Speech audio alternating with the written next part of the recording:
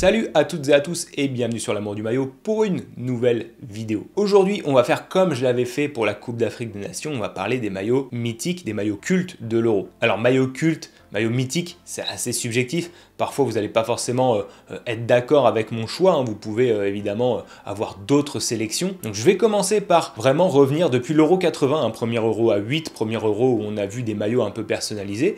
Parler un peu des maillots cultes ou vraiment qui sortent du lot à chaque édition. Et à la fin de la vidéo, je vous ferai mon top 6. Du coup, un top 6 qui, cette fois, sera basé sur les euros que j'ai vécu donc depuis l'Euro 2000. Avant de commencer, encore une fois, pensez à vous abonner à la chaîne, c'est très très important. Le pouce bleu pour la vidéo. Et puis, allez faire un tour sur les liens affiliés en description si vous voulez faire plaisir avec des maillots authentiques. Et nous, on commence. Alors, on débute avec l'Euro 80. L'Euro 80, on peut pas vraiment dire qu'il y avait des maillots qui sont restés cultes ou des maillots qui sont restés mythiques. Par contre, il y avait des maillots cool. Déjà, c'était le début de la personnalisation. Le maillot Reebok de la Grèce était assez sympa. Il y avait le maillot aussi Adidas de la Belgique qui était très cool, qui rappelle un petit peu ce que Adidas refait quand ils ressortent des collections un peu rééditées. Et puis, il y avait aussi le maillot de l'Angleterre hein, qu'on a revu en 82, maillot Admiral qui est resté culte, hein, vraiment qui est resté un design mythique dans le cœur des fans anglais. Il y a eu ensuite l'Euro 84. Vous connaissez ma position, un euro qui était vraiment top au niveau des maillots. Et là, du maillot culte, il y en avait vraiment. Autant en 80, on avait quasiment que le maillot de l'Angleterre qui était vraiment mythique. Là, 84,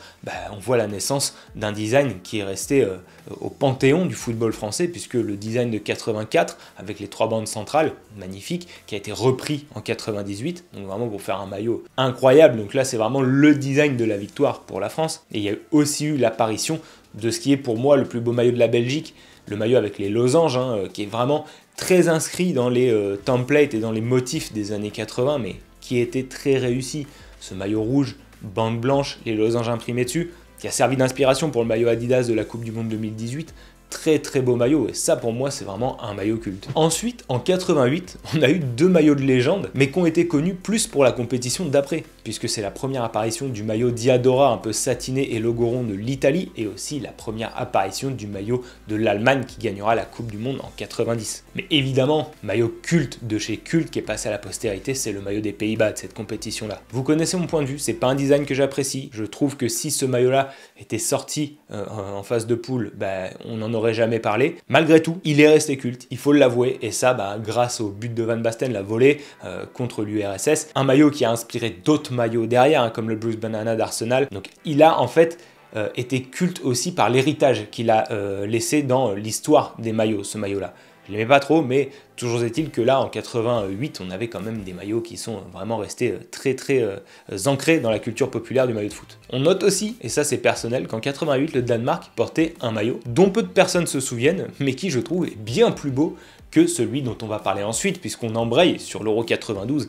Bon là, Euro 92, un maillot est resté vraiment culte de chez culte, c'est le maillot du Danemark. Le maillot du Danemark, vous connaissez mon avis, je le trouve dégueulasse, immonde. Pour moi, c'est un des pires maillots qui a gagné l'Euro, esthétiquement parlant. Par contre, il est passé à la postérité pour tout ce qui l'entoure. Déjà, c'était Hummel, donc c'était un petit équipementier. C'était un design, quoi qu'on en dise, je l'aime pas, mais il sortait du lot, forcément, très ancré dans les années 90 aussi.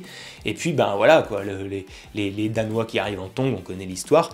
Et à côté de ça, l'Euro 92, pas de maillot culte, pas trop de maillot mythique, si ce n'est celui de la France, mais qui, pareil, est resté culte pour les éliminatoires à la Coupe du Monde 94. On a déjà parlé, hein, mais le maillot de l'Euro 92 de l'Allemagne, je trouve qu'il était très très beau et très sous-coté. Malgré tout, il n'est pas resté culte en fait. Peut-être parce que le design était un peu trop classique, mais on se souvient surtout de celui d'avant, 90, celui d'après 94, alors que les Allemands n'avaient pas été bons, mais qui a servi aussi d'inspiration pour le maillot de l'Euro 2024. Mais celui-là de l'Euro 92, qui pour moi est celui des 3 qui a le mieux vieilli, malheureusement on s'en souvient pas trop, alors que je le trouvais cool, mais bon, on peut pas vraiment le qualifier de maillot culte quoi. En 96, premier Euro à 16 de l'histoire de la compétition, et puis première apparition des patchs sur les manches. Alors des patchs, la taille t'as peur quoi, c'est clair que les trucs, ils prenaient les 3/4 de la manche, on les voyait bien, en plus des patchs brodés, donc ça alourdissait bien le maillot, mais ça a un côté un peu folklorique quoi. Et dans cet Euro là, des maillots cultes, il y en avait un ou deux. Hein. On se souvient notamment des 2 maillots de l'Angleterre. Alors, lequel est le plus culte? Je vous laisse me dire en commentaire. Est-ce que, pour vous, le plus iconique, je parle pas du plus beau, je parle du plus iconique, est-ce que c'était le maillot gris, que je trouvais absolument infâme, ou est-ce que c'était le maillot domicile, que je trouvais très très beau, blanc, bleu marine et turquoise? Dites-moi en commentaire lequel des deux. Toujours est-il que pour moi, les deux sont passés à la postérité. Resté culte, est-ce que le maillot de la France, on peut dire qu'il était culte? Je sais pas. Du moins, je parle du maillot domicile avec le lacet. Il a été éclipsé par le maillot 98, heureusement d'ailleurs, puisque c'est un maillot esthétiquement, je le trouve vraiment immonde. Pour moi, par contre, maillot culte, c'est le maillot que je porte. Le maillot de l'Allemagne est vraiment resté culte. Il a inspiré le maillot de l'Allemagne en 2010, avec l'espèce de blason là, un peu bouclier sur le côté, déporté. Alors en 2010, ils avaient rajouté une barre avec le drapeau. Je trouve ce maillot très beau, je trouve qu'il a très bien vieilli, et en plus, je le dis souvent, hein, le parcours d'une équipe fait une grande partie la beauté du maillot dans l'inconscient collectif. C'est le cas là, hein, c'est le maillot qui a gagné la compétition, donc évidemment il est aussi devenu mythique, quoi. Alors, on passe ensuite sur l'Euro 2000. Euro 2000, j'en ai déjà parlé encore une fois, je trouve qu'il est très surcoté, et moi-même je l'avais surcoté, précisément parce que l'aspect sportif était là, mais quand on regarde les designs des maillots, c'est un peu bof en fait. C'est très sobre, c'est le premier gros retour à la sobriété après des années 90 avec des designs complètement dingues. Et malheureusement, la sobriété ici se confond un peu avec le côté simpliste. Et il n'y a que 2 maillots pour moi qui sont restés littéralement cultes. On peut en trouver d'autres jolis. En fait, dans l'ensemble, je les trouve tous jolis, mais je les trouve juste jolis en fait. Mais il y a 2 maillots qui sont restés cultes. Le maillot de l'Italie, Kappa, qui arrive révolutionnaire, vraiment incroyable ce maillot, notamment le blanc, parce qu'il est porté en finale évidemment, mais aussi et surtout, vous me voyez venir, le maillot domicile de la France. Le domicile de la France, ce maillot-là, j'en parle souvent, le maillot de l'Euro 2000, qui est le premier maillot de l'équipe de France en tant que gosse sur lequel j'ai flashé. Alors, j'ai flashé dessus plutôt sur la période 2001, où vraiment là, je suis monté dans le train parce que j'étais petit, 98, j'avais vu que la finale. Euro 2000, j'avais juste vu, je crois,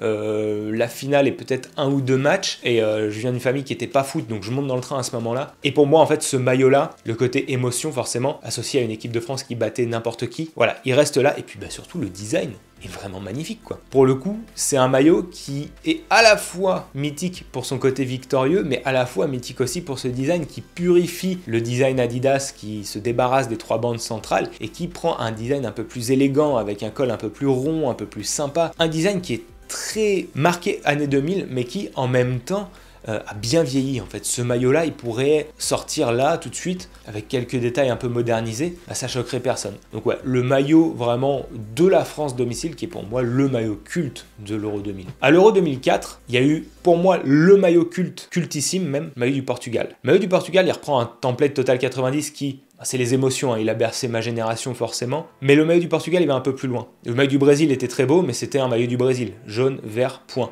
Pays-Bas, pareil, magnifique, orange, blanc, point. Le maillot du Portugal, déjà il a 3 couleurs, le rouge, les touches de jaune un peu doré et le vert.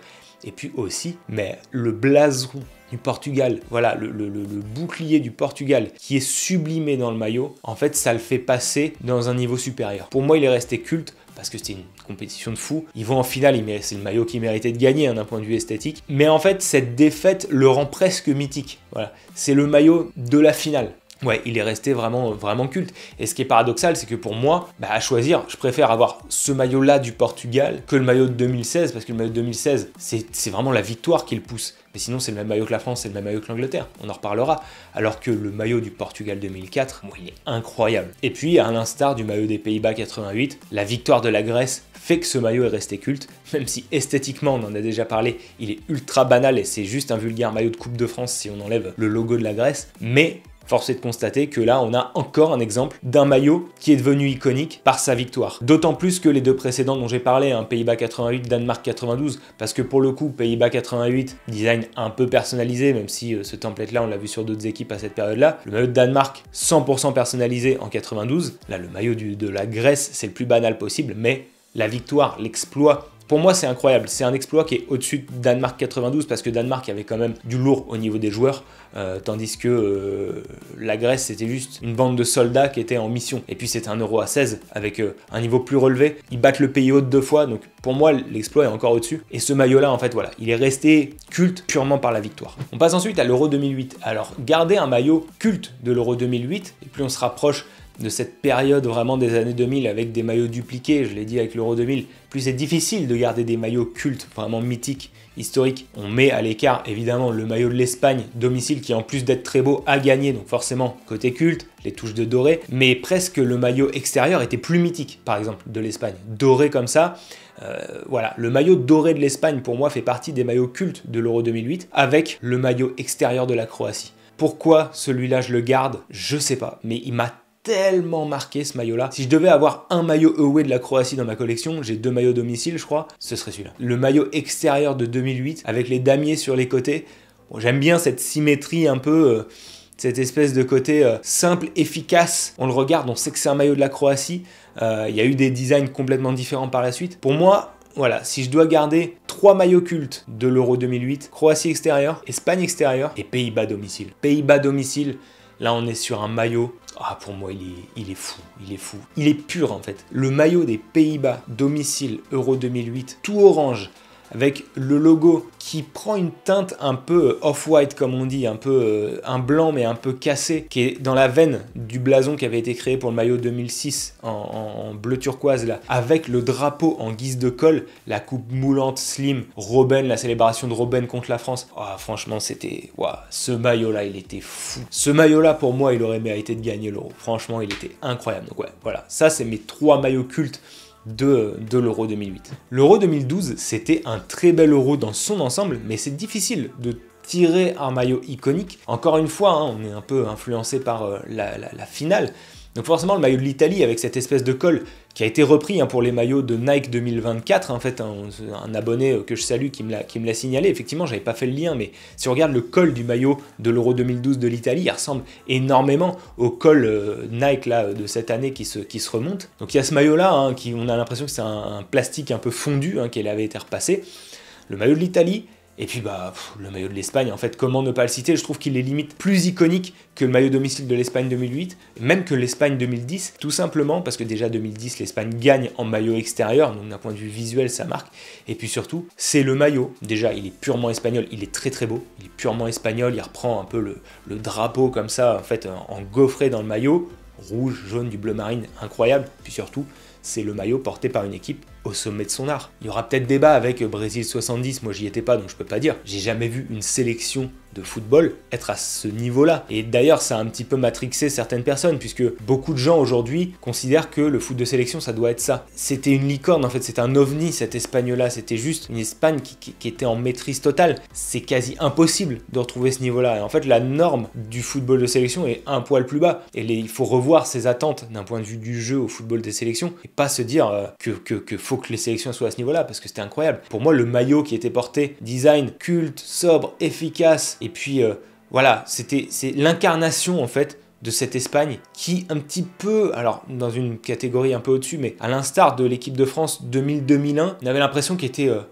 intouchable en fait. On a l'impression de voir les Beatles un peu plus encore avec l'Espagne parce qu'elle était maîtresse de son jeu, c'était pas juste des individualités au sommet, c'était un collectif de fous. Ils pouvaient mettre n'importe qui, ça jouait quoi. Un peu la France un peu à cette époque-là, mais la France a duré moins longtemps. Là l'Espagne, voilà. Et ce maillot-là de 2012, le maillot domicile pour moi il est l'incarnation de ça en fait. Donc pour moi c'est un peu mon maillot culte, mon maillot iconique de l'Euro 2012. 2016, j'en ai déjà parlé, maillot très décevant, alors on est obligé un peu par défaut de garder le maillot du Portugal comme maillot culte, comme maillot iconique, parce que le Portugal gagne. Mais bon, le Portugal, s'il passe pas les poules, ce maillot-là, on l'oublie tous. Il y a un maillot, moi je pense Euro 2016, un maillot dont je me souviens, c'est le maillot extérieur de la Belgique. Pour moi, il était très très beau, il n'est pas allé loin, donc ce maillot-là, typiquement, si la Belgique va en demi-finale, en finale, ce maillot-là, il passe à la postérité, c'est sûr. Parce qu'il s'inspire du maillot de l'équipe nationale de cyclisme, sport vraiment très traditionnel en Belgique. Et le maillot un peu turquoise avec le drapeau au milieu, ce maillot-là, pour moi, c'était ce qu'on appelle un moderne classique en fait, un classique moderne, un classique dès sa sortie. Il était vraiment magnifique, avec l'espèce de numéro immense sur le short. Il aurait mérité d'aller plus loin,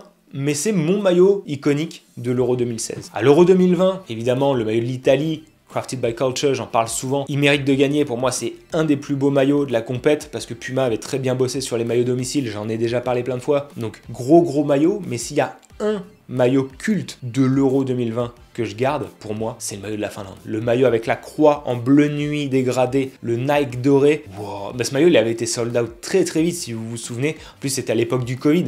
Les gens n'avaient pas beaucoup dépensé d'argent l'année précédente. Ce maillot-là était parti, mais comme des petits pains. J'ai réussi à avoir un réplica à un moment que j'ai fini par revendre dès que j'ai trouvé un maillot stock pro, parce que le maillot, la version pro, était pas commercialisé, et vous savez que c'est ce que je collectionne. Et donc, ouais, franchement, pour moi, le maillot à garder culte de l'Euro 2020, pourtant il va pas forcément loin. C'est le maillot domicile de la Finlande qui était fou, qui avait une police, un flocage qui était ouf aussi. Si le maillot de la France était allé loin, peut-être qu'il serait resté iconique. Il était juste très beau, du coup on sort en 8ème. Après c'est le maillot des qualifs à la Coupe du Monde, donc on le revoit pas mal, on s'y habitue. Maillot domicile de la Finlande, pour moi il est top, il est au-dessus. Et pour 2024, je vais pas donner de maillot culte, tout simplement parce que pour moi il faut du recul. Il faut attendre la fin de la compétition, voir qui va gagner pour définir si un maillot est culte ou iconique ou mythique, ou peu importe, choisissez le mot que vous voulez. Du coup, vous connaissez déjà les maillots que je préfère durant cet Euro. Typiquement, l'Allemagne, le maillot de l'Allemagne, il a une tête de maillot iconique si l'Allemagne gagne la compétition. Au moment où je filme cette vidéo-là, vous la verrez en fin de compétition, donc ça va changer. Toujours est-il que il a une tête de maillot culte. Mais la Belgique aussi. Après voilà, on verra, ça dépend aussi du parcours de chaque équipe. Mais alors, je vous l'ai promis en début de vidéo, il faut que je vous donne mon top 6 des maillots les plus cultes, comme je l'avais fait avec les maillots d'Afrique. Alors encore une fois, pensez à vous abonner à la chaîne avant que je vous donne mon top, c'est hyper important pour l'aider à grandir. Le pouce bleu, c'est hyper important aussi pour le référencement. Et on commence tout de suite mon top 6. Et encore une fois, je vous le rappelle, le top 6, il se base que sur les euros que j'ai vécu, donc depuis 2000. Et le numéro 6 de mon classement, j'en ai parlé il y a peu de temps, le maillot de la Belgique extérieure de 2016. Comme je le disais, encore une fois, quand il est sorti, je l'ai trouvé assez dingue. Contrairement au maillot domicile qui était catastrophique, le maillot extérieur de la Belgique, il était fou. Quand je l'ai vu, en fait, je m'étais dit, ouais, ça c'est un vrai maillot de football, un vrai maillot qui avait, comme l'Allemagne, cette année, une tête de maillot emblématique. Il n'est pas allé loin, donc il n'est pas forcément passé à la postérité, mais je trouve que c'était un maillot top. En numéro 5, le maillot de l'Espagne 2012. Vous verrez dans ce top que j'ai choisi un maillot par compétition, voilà, histoire de faire un truc un petit peu plus équilibré. Le maillot de l'Espagne 2012, il était forcément dans le top 5 parce qu'il reste incroyable. Franchement, ce maillot-là, j'en ai parlé pendant de longues minutes dans cette vidéo, c'est un symbole. Pour moi, c'est un symbole, c'est le symbole du football parfait en fait.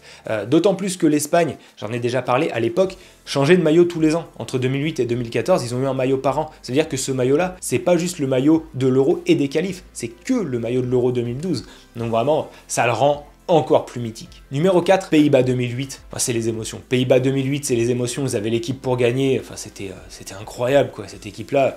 Quand on voit ce qu'ils font à la Coupe du Monde 2010, où ils vont en finale en jouant comme des gros bouchers, alors qu'en 2008, ils avaient une équipe, mais c'était un bonbon, quoi. Ça tirait dans tous les sens, ça passait dans tous les sens, ça allait vite, c'était fort, c'était solide. Wow. Pays-Bas 2008 avec ce maillot, un col qui rappelle un petit peu le col de l'équipe de France, un peu 2024, là, un petit peu déséquilibré, là, qui fait le tour et qui finit en drapeau. Franchement, vraiment, ce maillot, il est très très haut dans mon cœur, et là je salue même mes anciens camarades de master qui me l'avaient offert en la version en coffret en édition limitée pour mon anniv à l'époque, il y a déjà une dizaine d'années. C'était ouf, donc ouais, franchement ce maillot là, c'est les émotions comme on dit. Troisième marche du podium, j'étais pas un enfant, donc là il y a peu d'émotions qui se mêlent, mais je viens d'en parler, le maillot de la Finlande 2020 pour moi c'est incroyable, et en fait c'est aussi la preuve qu'il n'y a pas besoin d'aller chercher très très loin pour faire des beaux maillots. Et puis surtout, et ça c'est moi, c'est quelque chose de personnel, mais 90% du temps, si un équipementier s'inspire du drapeau pour faire un maillot, je lui donne mon argent. Je l'ai dit dans plusieurs vidéos, typiquement mais de la Suède 2014, Danemark 2014, on les voit pas en phase finale, mais c'est des maillots inspirés du drapeau, j'adore. Grèce Euro 2012, c'est inspiré du drapeau, j'adore. La Grèce dernièrement, je sais plus trop quelle année, je crois que c'est 2018, inspiré du drapeau, j'adore aussi. Et là, bah voilà quoi, c'est le drapeau de la Finlande. Alors en 2022, ils se sont pas qualifiés, mais ils ont eu à peu près le même design avec une bande plus claire, qui là pour le coup était vraiment un copier-coller du drapeau. Je trouvais ça très cool aussi. On l'avait vu en hockey il y a très longtemps, en hockey sur glace, c'est la première fois qu'ils avaient eu le maillot avec la croix justement, ça marchait de ouf. Mais le maillot 2020, en fait, moi je suis un bandeur de bleu nuit, donc forcément le dégradé, le bleu nuit, le swoosh doré et tout, il y a tout. Franchement, ce maillot-là, il a tout pour lui, donc ouais, top 3, facile. Deuxième marche du podium, j'en ai parlé, voilà, le maillot du Portugal 2004, quel autre maillot je peux mettre? Voilà, là c'est moi, enfant, qui remplit l'album Panini de l'Euro 2004, qui fait la collection des canettes de Coca-Cola avec les joueurs de l'équipe de France. Alors, beaucoup de gens badent le ballon Rotero, la compétition que j'arrive toujours pas à aimer, que je trouve toujours moche. Moi, mon ballon à l'époque, c'était le ballon Total 90, la première version blanche et rouge là, quand il était sorti, qu'on l'avait vu dans la pub Nike Brésil-Portugal. Un bijou. Enfin, on l'a vu après en jaune et bleu qui était aussi incroyable. Mais voilà, pour moi, c'est ça en fait. C'est toutes ces émotions-là. Et puis bah, le parcours du Portugal, première compète de Cristiano, une équipe mais de malade mental quoi. Clairement, ils faisaient peur à tout le monde, ils étaient incroyables. Maillot Total 90 Portugal, deuxième marche du podium. Et pour battre ce maillot-là, dans mon cœur, il fallait forcément un maillot culte. Vous savez hein, ce que je vais mettre sur la première marche du podium. Le maillot de l'Euro 2000, le maillot de l'équipe de France de l'Euro 2000 domicile, il est fou. Le maillot extérieur est magnifique, mais très épuré, j'adore le duo. Mais le maillot domicile, en fait, je pense, j'ai pas les mots, les photos parlent d'elles-mêmes. Ceux qui sont de ma génération se rappellent de ce maillot-là pour tout ce qu'il représente, quoi. On peut même aller avec ce maillot-là à la Coupe des Confédérations avec une équipe B et gagner sans trembler. Et puis un design magnifique, la bande rouge épurée, le col qui descend comme ça, qui reproduit le drapeau de chaque côté, les bandes qui reproduisent le drapeau, le col polo. Voilà, le seul truc qu'on peut rajouter à ce maillot-là, ça aurait été un drapeau de la France sur le col polo très fin, voilà, qui fait le tour plutôt que juste un trait blanc. Mais sinon, voilà, j'ai pas les mots, mais ce maillot-là, pour moi, c'est mon maillot mythique de l'histoire de l'Euro en tant que fan de foot. C'est tout pour moi aujourd'hui, j'espère que ça vous a plu. Donnez-moi en commentaire votre maillot mythique. Si vous êtes plus jeune, vous allez en avoir un autre et du coup, je serai très content de le voir. Si vous êtes plus ancien, vous allez en avoir peut-être un autre aussi. Ça peut être, je sais pas, Italie 96, peu importe, ça peut être d'autres maillots. Pensez à vous abonner à la chaîne, encore une fois, très important, le pouce bleu, la cloche pour être notifié de l'apparition des prochaines vidéos. Et nous, on se retrouve très vite pour reparler de maillot. Ciao!